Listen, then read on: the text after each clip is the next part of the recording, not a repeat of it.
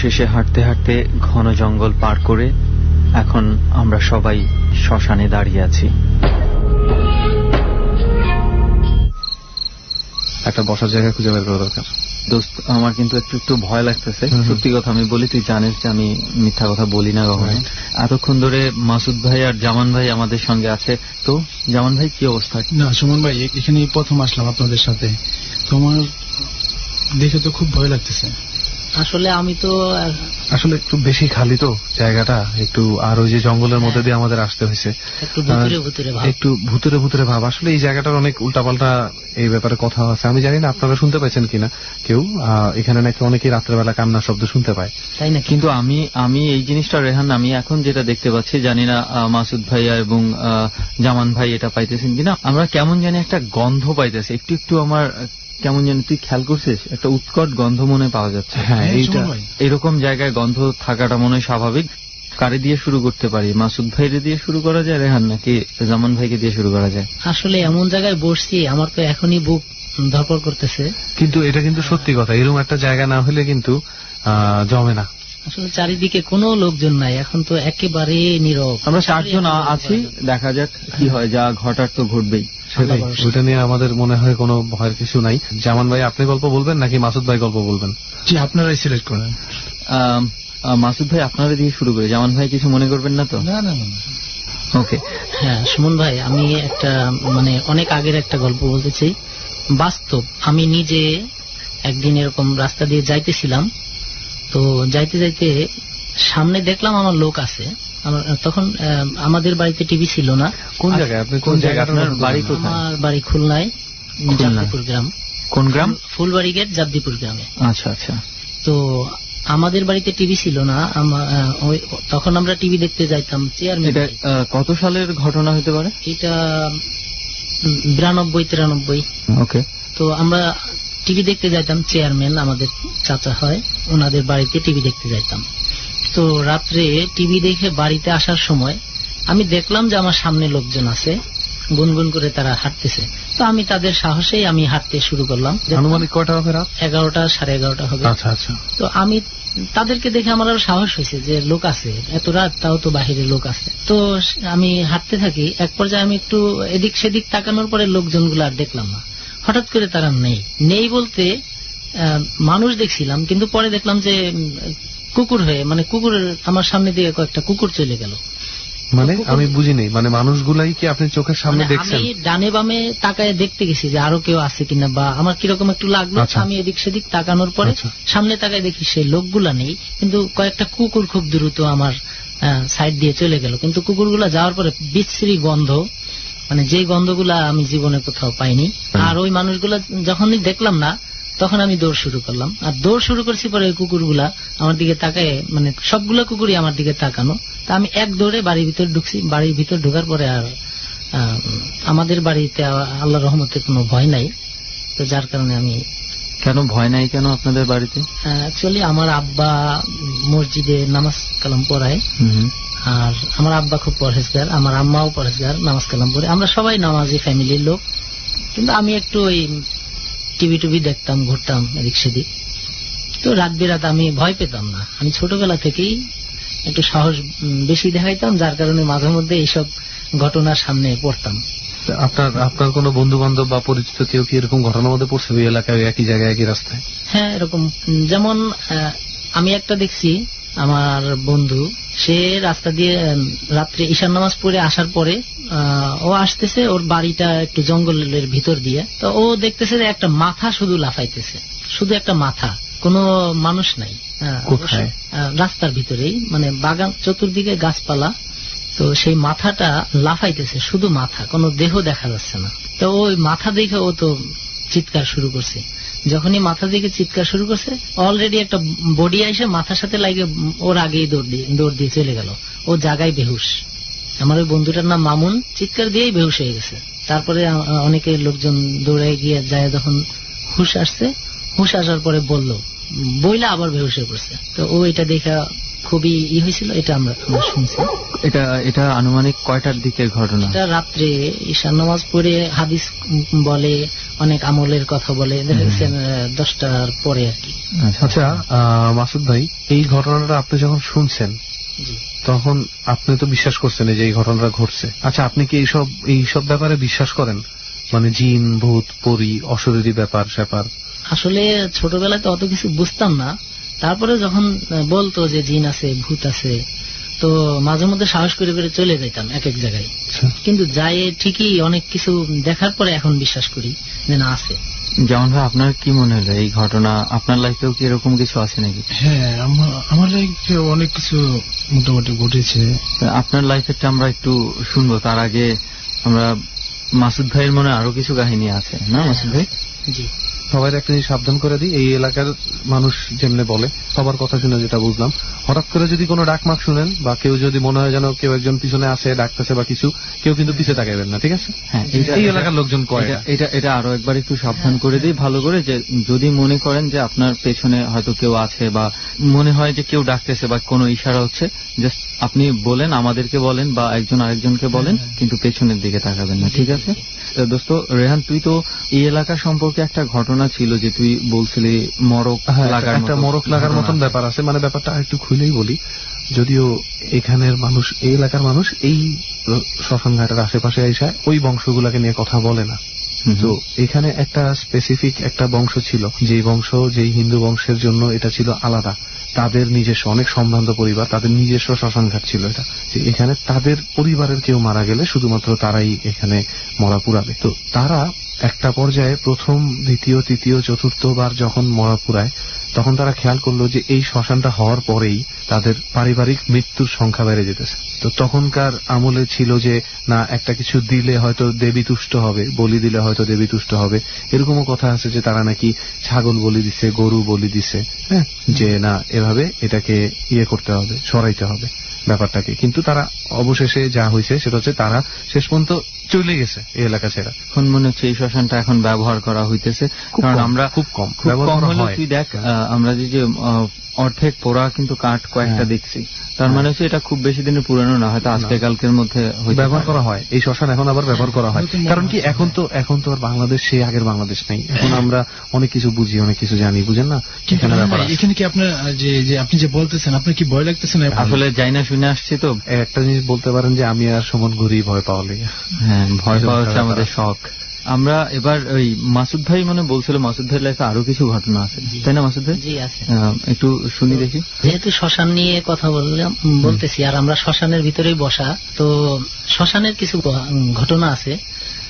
যেমন আমি এক সময়ে তখন বিশ্বাস করতাম না যে শ্মশানে এরকম হয় সেরকম হয়। অনেকে আমার বলতো যে ওদিকে যাও না, সন্ধ্যার পরে গেলে নাকি আর ফেরত আসা যাবে না। তো আমি বিশ্বাস করতাম না, কারণ ছোটবেলা থেকেই আমি চলে বেড়াইছি এদিক সেদিক, কোনো কিছু মানে একা একা চলাফেরার একটা অভ্যাস আছে। একা চলি, আমি একা, ভয় লাগলেও চলি, যদি আমার ভয় লাগে। তারপরে এই ব্যাপারটা কিন্তু ভালো লাগছে সুমন, বুঝছিস? আমাদের বেশিরভাগ মানুষ কয় কি যে আমি কোনো ডরাই না, আমি কোনো ভয় পাই না, ঠিক আছে, আমি ঘুরতে পারি একলা একলা। কিন্তু আমার কথা হচ্ছে ভয় লাগলেও উনি কিন্তু কথাটা সুন্দর করে বলছে, মাসুদ ভাই কিন্তু ভালো করে বলছে যে ভয় লাগতো তাও আমি একলা ঘুরতাম। সেই শ্মশান ঘাটে আমি এরকম একদিন, সবাই বলতো যে যাইও না, তো আমি ওই বিকেল টাইমেই যাইতাম। বিকেলে যাইতে যেতে, আপনাদের এলাকার শ্মশান? হ্যাঁ, আমাদের ওই এলাকারই জাবদিপুরের মানে একবারে ভিতরে। এমন আমরা যে শ্মশানটাতে আছি এমন নীরব, মানে আশেপাশে মানুষজন নাই, এরকম কিছু? ওই শ্মশানটা এরকম একবারে জঙ্গল পার হয়ে, বাঁশ ঝাড়, তারপরে অনেক জঙ্গল পার হয়ে পরে আমাদের ওদিক যাইতে হয়। ওদিক দিয়ে আবার রাস্তা আছে, যারা শ্মশানে আসে তাদের রাস্তা আছে। তো আমরা এদিক দিয়ে যাইতে গেলে জঙ্গল পার। আমি বিকেলেই চলে যাইতাম, বিকেলে যাই। আমার কথা হলো সন্ধ্যার পরে এখানে কি আসে আমি দেখবো। তো আমি অনেক দিন গেছি, যাই শুধু শব্দ পাইতাম কিন্তু কিছু দেখতে পারতাম না। শব্দ পাইতাম, গাছের থেকে গাছের ডাল ভাঙে পড়লো, তাকায় দেখলাম যে না, গাছের ডাল ভাঙে নেই। আবার তাল গাছ আছে, বড় বড় তাল গাছ ছিল, সেই তাল গাছ থেকে সরাত করে নামলো, মনে হলো যেন বিশাল এক হাতির মতো তাল গাছ থেকে নামলো। আমি কখন শ্মশানে? সন্ধ্যার পর, বিকেলে, সন্ধ্যার পরে? সন্ধ্যার কি ঠিক আজানের পর পর? মাগরিবের আজানের পরে। এই যে আমি তোর কইছি না সুমন, মাগরিবের আজানের পর পর, ফজরের আজানের আগে আগে, এই সময়গুলো একটু, এই সময়গুলোতে কিছু কাহিনী আছে। শরীর ভার হয়ে থাকতো, কিন্তু আমি বিসমিল্লাহ কয়ে যে বসতাম আর মানে দোয়া কালাম পড়তাম যে আসলে শুধু দোয়া পড়ে ফু দিলে জ্বলে পড়ে যাবে। একদিনেরটাই আমি বলি, যেমন ওই শ্মশানে যাই আমি বসলাম সন্ধ্যা, এর আগেও গেছি কিন্তু তখন কিছু দেখতাম না, শুধু শব্দ পেতাম। এরকম যখন দেখলাম যে গাছ থেকে নামছে, আমি সাহস করে বললাম যে কে নামছো, সামনে আইতে পারস না, দেখি না তো একদম। ডর।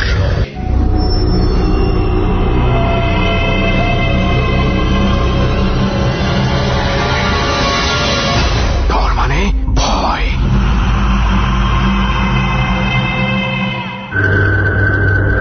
3 মিনিট বিরতির পরে আবারও আপনি শোনা শুরু করলেন ডর। ফেনীর মহিপালের শ্মশান ঘাটে সুমন ও রেহানের সাথে মাসুদ ও জামান নামের 2 বন্ধুর জীবনের ভৌতিক ঘটনা শুনছেন আপনি ভৌতিক পরিবেশে। সাহস থাকলে রুমের দরজা বন্ধ করে ঘরের বাতি নিভিয়ে একা একা শুনুন। তবে ভুলেও রেহান এবং সুমনের মতো হন্টের জায়গাগুলোতে এই কাজ করতে যাবেন না। এরা বিশেষভাবে ট্রেনিং প্রাপ্ত। পুরো সপ্তাহ জুড়ে এদের সাথে থাকে এবিসির বিশাল এক টিম। সুতরাং এদের দ্বারা কোনোভাবেই অনুপ্রাণিত হবেন না। ফিরছি গল্পের বাকি অংশে। চলুন শুনি কি ঘটেছে মাসুদের শ্মশান ঘাটে।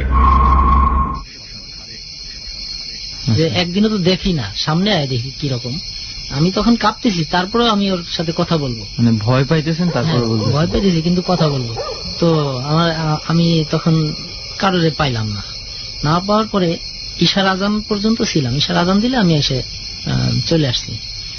একদিন রাত্রে আমারে স্বপ্নের মধ্যে বলতেছে যে ওইখানে যাই বসে থাকিস, ঘাড় মটকাই দিব, ঘাড় মটকায় শ্মশানের ভিতরে রেখে দিব।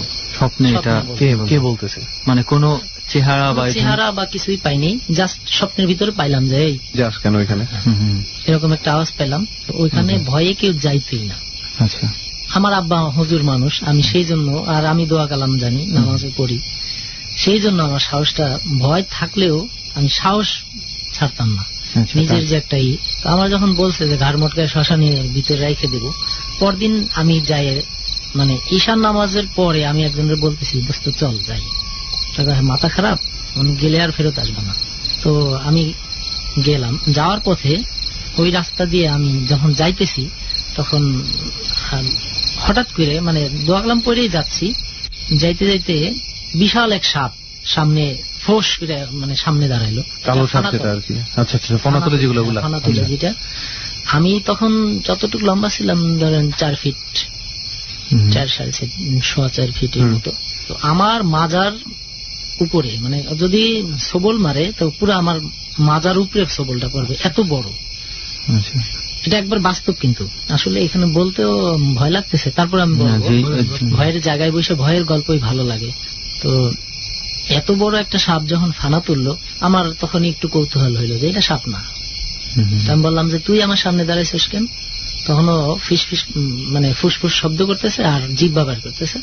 তো আমি বললাম যে যদি কামড় দেওয়ার সাহস থাকে তো কামড় দিয়ে আমি বেহেশতে চলে যাই।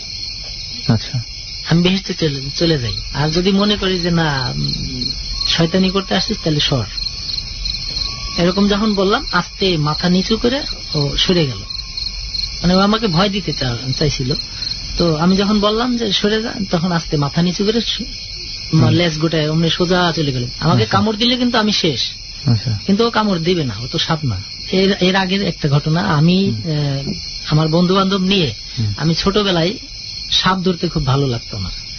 ছোট বড় 1 হাত 1.5 হাত 2 হাত এরকম সাপ, আমি যেইখানে খবর পাইতাম যে সাপ আছে, সাপুরিও না বা কোনো গাছ গাছরা কিছুই আমার কাছে নাই, আমি যেভাবে হোক কৌশলে তার লেজ ধরতাম। কৌশলে তার লেজ ধরে এইভাবে ঘুরানো শুরু করতাম। আমার যে বলছিল আমার এক বড় ভাই যে সাপ ধরে 21টা ঘুরানি দিবা বা 41টা ঘুরানি দিবা, খবর থাকবে না, ও মারা যাবে। 21টা কিংবা 41টা কেন? মানে যদি ছোট হয় 21টা দিলেই মারা যায়, আর যদি বেশি বড় হয় 41টা ঘুরানি দিলে মারা যায়। মানে ঘুরানিটা যদি জোরে হয়, লেজ ধরে শুধু ঘুরাইলে মারা যায়। আচ্ছা, একটা কথা বলুন তো মাসুদ ভাই, যখন এই সাপটা যখন আপনার মানে হঠাৎ করে সামনে এসে ফনা তুলছে, আপনি তো আগে মারছেন সাপ এভাবে 21টা 41টা ঘুরানি দিয়ে, আপনার কি মনে হয়েছে হঠাৎ করে যে এটা কি কোন রকম ভাবে প্রতিশোধ নিতে আসছে কিনা? না, এরকম মনে হয় না এই কারণে, কারণ আমি মার কাছে অনেক গল্প শুনতাম যে জিনেরা সাপের রূপ ধরে, শকুনের রূপ ধরে, হ্যাঁ, ভয়ঙ্কর যেগুলো খারাপ ধরনের এগুলো ভয়ঙ্কর রূপ ধরে, আর যেগুলো ভালো বা এমনি নর্মাল ওরা এরকম রূপ ধরে, পাখির রূপ ধরে। আচ্ছা, এরপরে কি হলো? ওই সাপটা যখন চলে গেল, কারণ আমি বুঝতে পারছি এত বড় সাপ, এটা সাপ না। আমার মা তো বলছে যে সাপের রূপ ধরে, আমার মাথায় সবসময় কাজ করতো, বড় বড় শকুন দেখলে মানে টার্গেট থাকতো যে এটা শকুন না বা সাপ না। ঠিকই চলে গেল, যখন চলে গেল তখন আমি বুঝছি যে এটা তো সাপ না।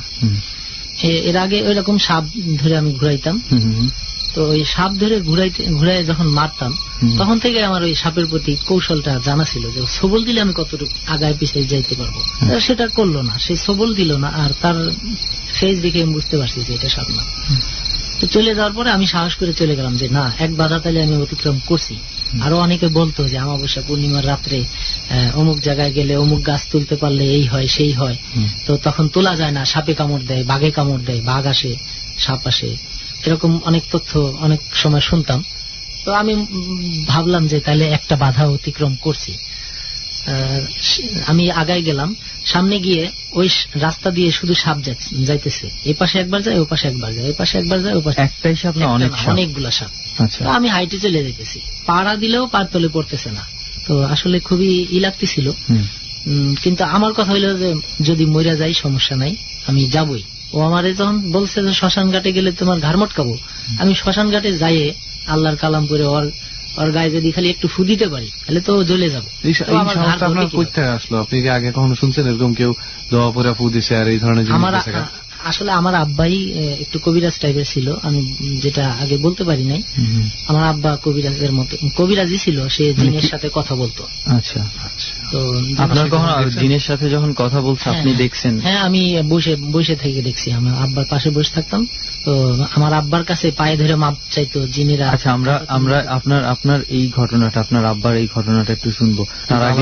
তার আগে আপনি একটু আমাদেরকে বলেন, সাপ আসা যাওয়া করতেছে, তারপর কি হলো? আমি সোজা চলে যেতেছি, কিন্তু পায়ের তলে পড়তেছে না। তখন বুঝলাম যে এগুলা জাস্ট ভয়, মানে কোনোভাবে আপনার শ্মশানের থেকে দূরে সরার একটা চিন্তা চাইতেছে না। এইগুলা কইরেই মানুষের যাইতে দেয় না। এগুলা দেখেই তো মানুষ মনে করে ওরে বাবা গেলে সাপ কামড়াবে, মানুষ তো অনেকে ভয়ে মরে যায়। মানুষ মনে করে ওই যে শ্মশানে গেছে দেখে মরে গেছে। তো এক পর্যায়ে আমি চলে গেলাম, সাহস করে একবার শ্মশানে যখন গেলাম, পুরা শরীর ভার হয়ে গেল। পুরা শরীর এমন ভার হইলো, মনে হইলো যেন যে আমার ঘাড়ের উপরে মানে কয়েকটা বস্তা দিয়ে দিছে, যে কয়েক মন, এমন ভার হয়েছে মনে হচ্ছে আমি ডাইবে যাইতেছি। ঠিক আছে, শ্মশানের ভিতরে পাড়া দেওয়ার সাথে সাথে আমার শরীর পুরো ভার হয়ে গেল। আপনি নড়াচড়া করতে, আমার পশম কিন্তু সব দাঁড়াই গেছে, পুরো শরীর ঠান্ডা হয়ে যাইতেছে। এখনই তখনও এরকম পরিস্থিতি হয়েছে, আমি ঘাড় মানে উঁচু করতে পারতেছি না। আচ্ছা, একটু দোস্ত, এই ব্যাপারটা, এই যে ভার লাগছে না ব্যাপারটা, এটা দোস্ত একটা জাপানিজ একটা কথা আছে, ঠিক আছে? জাপানে কিন্তু অনেক ভৌতিক ঘটনা ঘটে। যদি কোনোদিন সম্ভব হয় আমি আর তুই যাবো, যদি বাজেট মিলাইতে পারি তাহলে 100% যাবো। জাপানে একটা ঘটনা এরকম দেখা গেছে যে একটা ছেলে এরকম তার শরীরের ওজন এভাবে বাইরে গেছিল, ঠিক আছে? তার শরীরের ওজন, তার শরীরে মাংস বাড়ে নাই, কিন্তু তার ওজন দেখা গেছে যে প্রায় 33 কেজি ওজন বাইরে গেছে তার, কিন্তু দেখতে স্বাভাবিক, এবং 33 কেজি বাঁচছে এক রাতের মধ্যে। ছেলেটা তারপরে বেশি দিন বাঁচে নাই, মাত্র 2-3 মাস বাঁচছে। এবং এই যে ও 2-3 মাস বাঁচে, ওর মরার পরে যখন আবার ওজন করা হয়েছে তখন আবার স্বাভাবিক ওজন। হ্যাঁ, এখান থেকে একটা সন্দেহ করা হয়েছিল যে এই কয়েকটা দিন তার উপরে সত্যিকার অর্থে ভর কইরা ছিল কেউ একজন তার সাথে ছিল, যার ওজনটা বারবার তার সাথে যুক্ত হয়ে যেতেছিল, কিছু একটা ছিল। আপনার এই যে ভারী হয়ে যাওয়ার ব্যাপারটা, শ্মশানে পাড়া দিলেন মানে আপনি খুব ভার অনুভব করতেছেন, তারপর কি হলো? তখন যখন দেখলাম যে আমার ঘাড় খুব ভার হয়ে গেছে, তো আমি পিছনে তো তাকানো নিষেধ, আমি ছোটবেলা থেকেই পিছনে তাকানো নিষেধ বলতে কি আসলে রেহানের মতনই, এটা কিন্তু আবার একটু মনে করায় রেহান এবং জামান ভাই, পেছনের দিকে কিন্তু একটু সাবধান। এই বিষয়টা আমি একটু বলি। সুমন ভাই, রেহান ভাই, আপনারা যে পিছন দিকে তাকানো নিষেধ, এটা বলতে আমরা ছোটবেলা থেকে আমাদের গার্জিয়ানরা বলতো যে বাম দিক দিয়ে ঘুরে তাকাবা না, তাকাইলে যদি কেউ তাকাইতে চাও যে না পিছনে দেখবো, তবে পুরা শরীর সহ ডান দিক দিয়ে ঘুরে তাকাবা, পুরা বডি ঘুরায় ডান দিক দিয়ে ঘুরবা, যে পিছনে কে, তখন মাথা সহ পুরা শরীরই যেন ঘুরে যায়। একবারে ঘুরে যেতে হ্যাঁ, হবে, যে ঘুরে শুধু যাবে। ঘাড় ঘুরায় দেখলাম তা হবে তা না। হবে না, তাহলে ঘাড় মটকা দিতে পারে। আচ্ছা আচ্ছা। এই জন্য পুরা শরীর একবারে ডান দিক থেকে ঘুরতে হবে, বাম দিক থেকে ঘুরলে পড়ে যাবেন। হুম, হুম, হুম। তো এরকম ছিল। আমি তখন আমার যখন আমার যে ঘাড় ভার হয়েছে, আসলে ভার কি, ও আমার ঘাড় ধরে আমার ভিতরে মানে জাপতে চেষ্টা করতেছে, মানে মাটির নিচে একদম হ্যাঁ, ও আমার ডাবায় ফেলানোর একটা। এই যে বলছে যে ঘাড় মটকায় ডাবায় রাখবে হুম। শ্মশানে, ও আমার ঘাড় ধরে বসছে। হুম। তো আসলে এটা অনেক বিশাল ছিল। মানে আপনি কি অনুভব করতে, আপনি কি শুধু ওজনটাই হইতেছে না কেউ আপনার ঘাড়ে আমার ধরে ঘাড় রাখছে? এইদিকে সব ব্যথা হয়ে গেছে, এই যে ঘাড়ের যে মাসল আচ্ছা। ইয়েটা, এগুলা সব যাই মানে চাপ দিয়ে ধরলে একজন বড় মানুষ ঘাড় ধরে যেরকম জাতা মারে জাতামার যেরকম, হ্যাঁ। সেম, কিন্তু কিছু তো নাই, নাই, হ্যাঁ, দেখতে পারতেছি না, কিন্তু আপনি Plus, অনুভব সে করতেছেন। আমাকে এমন ভাবে ঘাড় ধরে ডাবাচ্ছে, হুম, হুম, হুম। এরকম একটা। ওই সময় রাত কয়টা বাজছিল? ঈশান নামাজ পড়ে আমি গেছি। মানে 9টা কারণ- 9:30 এরকম বাজে। হ্যাঁ, কারণ আমি বলি আমার আব্বা হুজুর মানুষ হইলেও কি হবে, সে আমাদেরকে অতটা কেয়ার করতো না। যার কারণে আমার ভিতরে আসলে দুনিয়া বা মরে যাওয়া বা বেঁচে থাকা এরকম কিছু একটা কাজ করতো না। ভয়ের বেলা অনেকে আছে, ভয়ের গতি ইয়েটা বেশি থাকে, ভয়ের স্পিডটা বেশি থাকে, সে দৌড় মারে। হুম, হুম, হুম। আর যার সাহসের স্পিডটা বেশি থাকে, সে সাহস করে, যদি ভয়ে 1 পা পিছনে যায় তো সাহস করে আরো 3 পা সামনে যায়, যে না যাবোই যাবো। আবার দরকার হলে 1 পা পিছনে যায়, যাবো, আবার 2 পা সামনে যায়, যে না যাবোই যাবো। আমার টার্গেটটা ছিল ওই রকম, যে আমি যাবো সামনে। আমি যামই। তো আমার যখন ঘাড় ওজন হয়ে গেল, তখন আমি হাঁটুতে রুকু দেওয়ার মতো পরিস্থিতি, যে এরকম মানে ঠেকাই রাখছি। তখন আমি বলছি যে মানুষ না জানোয়ার না জিন, যদি বাপের জন্ম হয়ে থাকে তাহলে সামনে এসে দাঁড়া। কারণ এইভাবে চিল্লাই বলতেছি, ওখানে কেউ নাই, হুম, একটা মানে গরু ছাগল কুকুর কিচ্ছু নাই, মানুষ তো দূরে থাক, কিছুই নাই। হুম, আর আমি ওইখানে ওই একটা আম গাছের নিচে বসতাম যায় যায় বিকেলে, সে আম গাছটার নিচেও কেউ যাইতে ভয় পাইতো, কারণ ওইটা এমন ভয়ের, ওই আম গাছের সাপ থাকতো বা বড় বড় শকুনের মতো থাকতো, যারা কোনো মানুষ ওইখানে বসতো না ভয়ে। ঠিক আছে, আচ্ছা। আবার শুনছি অনেকে মারাও গেছে। তো আমার কথা হইলো যে আমার বাপের যেহেতু খোঁজ খবর নেয় না, আর সংসারের খুব ঝড়ঝামেলা চলতো, তো আমার আর মরা বা বাঁচা নিয়ে কোন টার্গেট থাকতো না। আচ্ছা। তা আমার কথা হলো যে বাপের বেটা হইলে আমার কথা হলো আমি জিনের সাথে কথা বলবো। হুম। আর আমি শুনছি যে অনেকে লড়াই করতো, রাত্রে লড়াই করতো, ফজরের আজানের আগ পর্যন্ত লড়াই এই করে লড়াই যদি চলতো। টিকতে পারতো, তো সে যা চাইতো সেটা পাইতো। তো আমার যেহেতু পারিবারিক দুর্বল, হুম, হুম, তা আমি চিন্তা করতাম যে আমি লড়াই করব। হুম। তা আমি ওরে বললাম যে তুই বাপের বেটা হইলে, জিনের বাচ্চা হোক আর যাই বাচ্চা হোক, মানুষ হোক আর শয়তান হোক, হুম। আমার সামনে আয়, ঘাট ধরছিস কে? এবার যখন চিল্লায় চিল্লায় বলতেছে, আমার কান্দা কান্দা ভাব, বুঝতেই পারতেছেন এটাও শ্মশান ওটাও শ্মশান। তো না, আমরা আসলে সবাই সেই ক্ষেত্রে একটু চোখ কান খোলা রাখতে হবে, একটু সাবধান থাকেন। জামান ভাই একটু সাবধান থাকেন, রেহান সাবধান থাকিস। হ্যাঁ, তারপর তবে তারপর কি হলো? সুমন ভাই, আসলে ভয়ের সময় ভয়ের কথাই আসে। তো আমি সাহস করে বললাম, হালকা হালকা আলো আছে, কারণ তখন চাঁদের রাত, পুরো চাঁদ নাই, হুম, চাঁদ অর্ধেকেরও কম, হুম, কিন্তু আলো আছে মোটামুটি। আমার ছায়াটা আমি মোটামুটি দেখতে পাই। দেখতে পাচ্ছি। আচ্ছা। গাছের ছায়া পড়ে আছে, তারপরে অনেক সময় কোনো পোকামাকড় লাফ দিয়ে পড়তেছে, মোটামুটি শরীরে পড়লে দেখা যায়। হুম, তো আমার কথা হলো যে তুই সামনে আয়। পরে? তখন আর আমি দোয়া পড়তেছি, আউযুবিল্লাহ বিসমিল্লাহ পড়তেছি, সূরা ফাতিহা পড়তেছি, আর লা হাওলা পড়তেছি, লা হাওলা পড়তেছি, আর আউযুবিল্লাহ পড়ে পড়ে এদিকে ডাইনি বাম ফু দিতেছি যে তুই সামনে আয়, স্যার আমার ঘাড় স্যার। ঠিক আছে, হুম। তো এক পর্যায়ে সে আমাকে একটা ধাক্কা দিল। ধাক্কা দিলে পরে আমি পড়ে যাইনি, আমি অনেক দূরে, মানে প্রায় 8-10 হাত আমি আগাই গেলাম সামনের দিকে। মনে হলো আমার থেকে বিশাল বড় একটা লোক আমাকে কেউ একজন ধাক্কা দিয়ে ফেলে দিল। পড়লাম না, আমি দূরে দৌড়ে, মানে স্পিড গতিটা থামানোর জন্য 8-10 হাত দূরে যায়, এক হাঁটু ডাইন হাঁটু ভর পড়লো মাটিতে, আর বাম হাঁটুতে হাত, ডাইন হাত নিচে।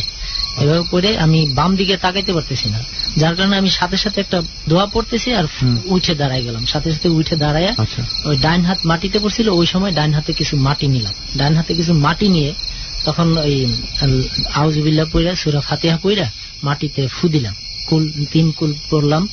আর আমার শুধু মানে চতুর্দিক দিয়ে ঘিরে ফেলাইছে। আমার মনে হচ্ছে যে আমার চারপাশে লোকজন, কিন্তু একজনও নিচে না, সব আমার থেকে, আমার হাঁটুর উপরের সাইডে সব ছায়াগুলো, মানে এমন ভাব দেখতেছি যে প্রত্যেকটা মানে কালারটা বলতে পারতেছি না, ভয়ঙ্কর একটা কালার, যেই কালারের কোনো ফেজ নাই, কিন্তু মনে হচ্ছে যে এখানে আমাকে ব্যারিকেড দেওয়া।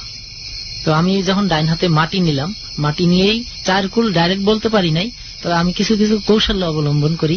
যেমন আল্লাহর কাছে বললাম, আল্লাহ 4 কুল মাইনে নিলাম, ফু, মানে 4 কুল বলতে বলে 4 বার কুল হলাম পরে, আল্লাহ 4 কুল মাইনে নিলাম, পরে পরে নেব, ফু দিয়ে মাইরে দিলাম, ছড়ায় মাটি মাইরে দিলাম, আবার নিলাম, আবার নিয়ে আউযুবিল্লাহ বিসমিল্লাহ করে আবার মাইরে দিলাম। এরকম 3-4 বার মানে এদিক ওদিক ছড়ায় ছড়ায় মারলাম।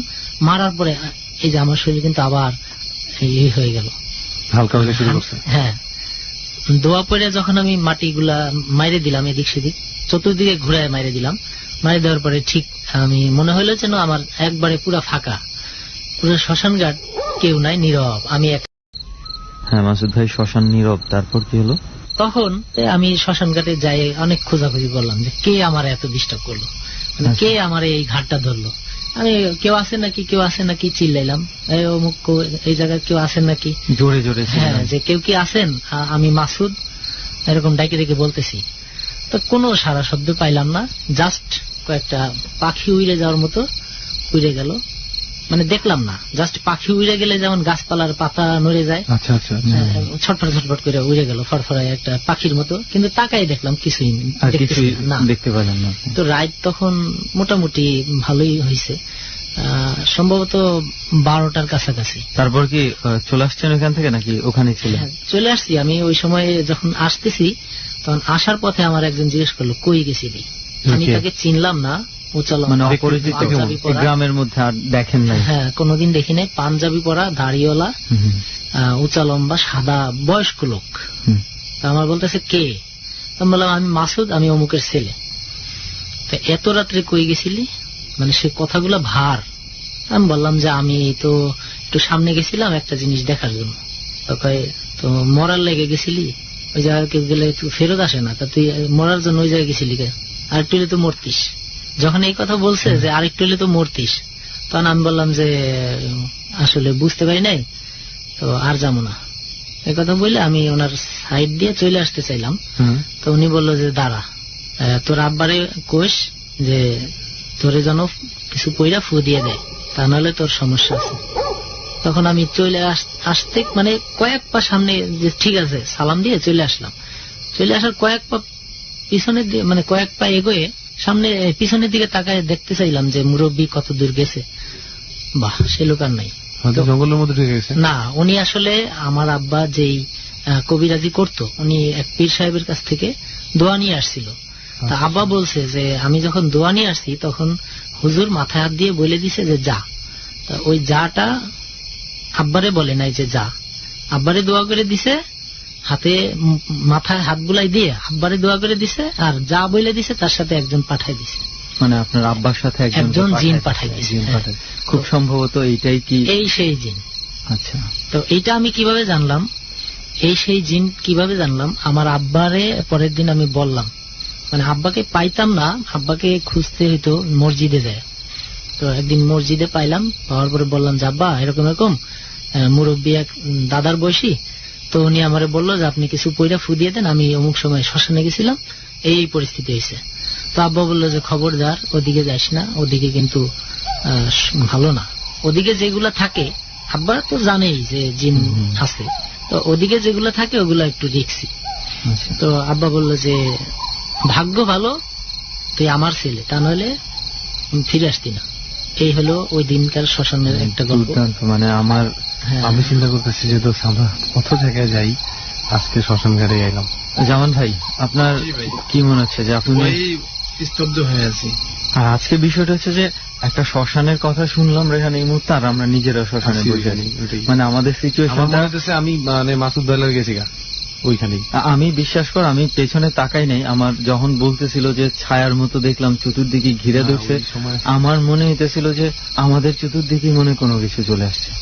আমি যেহেতু এই বিষয়টা বেশ কয়েকবার দেখছি, এই বিষয়টা আমার অনুভবের ভিতরে চলে আসে যে আমার সাথে কেউ আছে কিনা, পাশে কেউ আছে কিনা।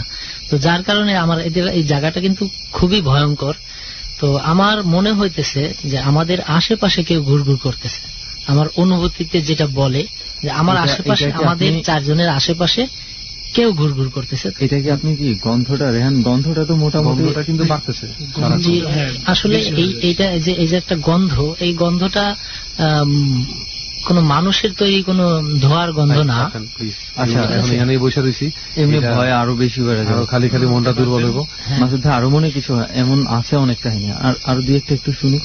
জি, আর এই গন্ধটা যতক্ষণ আছে মনে করবেন যে কেউ একজন আছে। তো এই পরিস্থিতিতে আমরা যেখানে বসা, এর মধ্যে যদি কারোর কোনো সমস্যা কেউ দেখতে পান যে কেউ অজ্ঞান হয়েছে, তো আউযুবিল্লাহ পইরা ফু দিবেন আর সূরা ফাতিহা পইরা ফু দিবেন। তো আশা করি তার ভয়টা চলে যাবে। প্রত্যেকে তার বুকের মধ্যে ফু দিয়ে বসেন। আপনারা যখন নিয়ে আসছেন, আমি কিন্তু তখনই একটা কিছু অনুভব করছি যে আমরা যে যা যাইতেছি সেখানে, আমরা যেখানে বসছি এখানে কারোর আড্ডাখানা। তো আর আমার কাছে অলরেডি আল্লাহর রহমতে দোয়া কালাম নিয়েই আসি। এরপর কি হলো? ভয় নাই।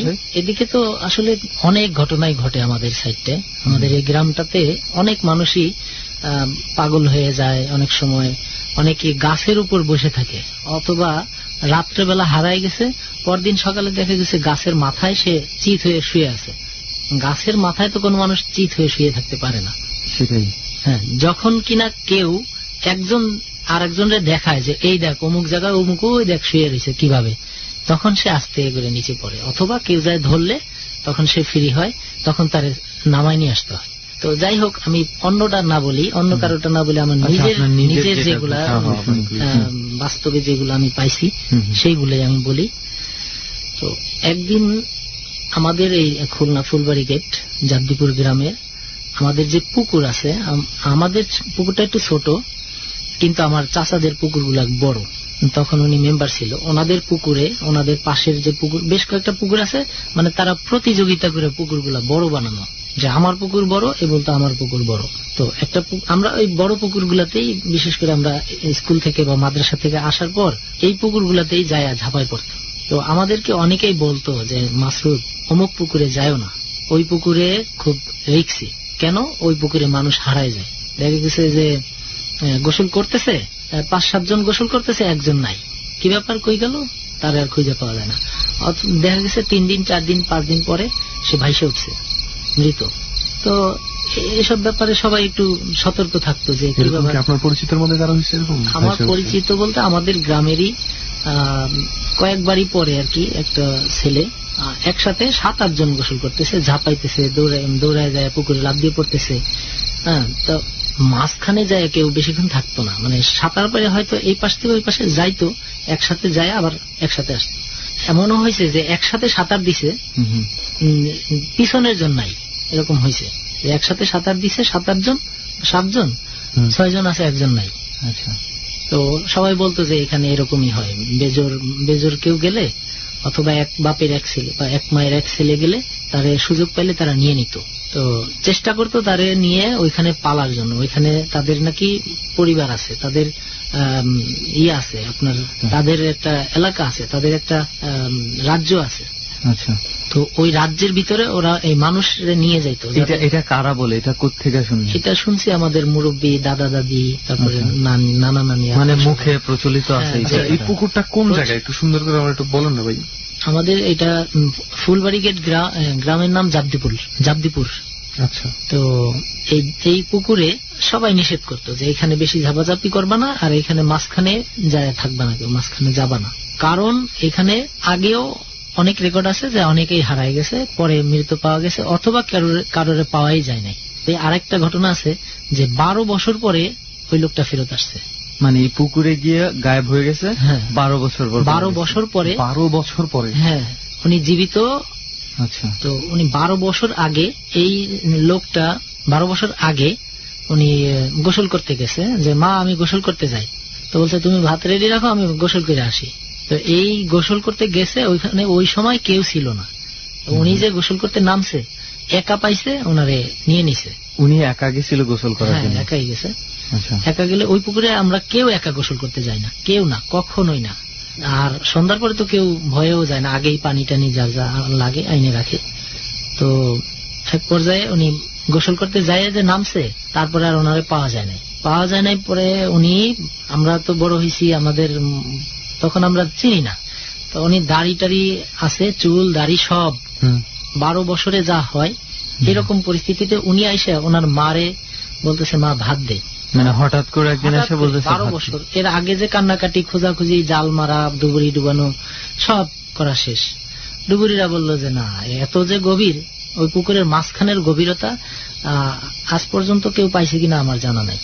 আচ্ছা, পুকুরটা কিন্তু একটু ভাঙা ভাঙা, একটু রেল লাইন আছে পাশে, আর ওই রেল লাইন দিয়ে আসা যাওয়া করে একটা গলির মতো হয়ে আছে, যেখান থেকে এগুলা নামে দেওদত্ত বলে, এগুলা যেখান থেকে নামে ওইখান থেকে একটা গলি হয়ে যায়। এই পুকুর থেকে ওই পুকুরে যায়, সেখান থেকে একটা গলি হয়ে গেছে। আমি এখনো আপনাদেরকে ওইখানে দেখাইতে পারবো। তো ওই দাগগুলা আছে যে এইখান থেকে ওইখানে গেছে একটা ভিজা স্যাঁতস্যাঁতে দাগ। হ্যাঁ, ওই দাগটা আমরা ছোটবেলায় দেখছি, এখনো আছে। তো উনি 12 বছর পরে এসে বলতেছে মা ভাত দে। ওনার মা তো চিনতে পারতেছে না, তো বলতেছে যে কে তুমি? মা জিজ্ঞেস করতেছে আপনি কে? তা ও কাঁদতেছে আর বলতেছে মা ভাত দে। ওইখান থেকে বলে দিছে যে মানে ওনার যে নিয়ে রাখছে, নিয়ে রাখার পরে উনি রাজি হয় না, বিয়ে করবে ওনারে। উনি বলছে যে না, আমি বিয়ে করবো না। এভাবে ওনারে রাখতে রাখতে রাখতে রাখতে 12 বছর রাখার পরে বলছে যে এখন তুমি আমাদের আয়ত্তে চলে আসছো, এখন তুমি বাড়িতে যায় একটা সুযোগ পাবা। সেই সুযোগটা হলো এই ভেসে তুমি যাবা, যায় তুমি পরিচয় দিতে পারবা না, জাস্ট তোমার যেই পরিস্থিতিতে আসছিলা ওই পরিবেশটা ফুটাই তোলার চেষ্টা করবা। যদি তোমার মা তোমারে চিনে তো ওয়েল থেকে যাবা, আর চিনে ধরে রাখতে পারে যে বাবা এটা আমার ছেলে, তাহলে তুমি থেকে যাবা, তাহলে আর আমরা তোমারে নিব না।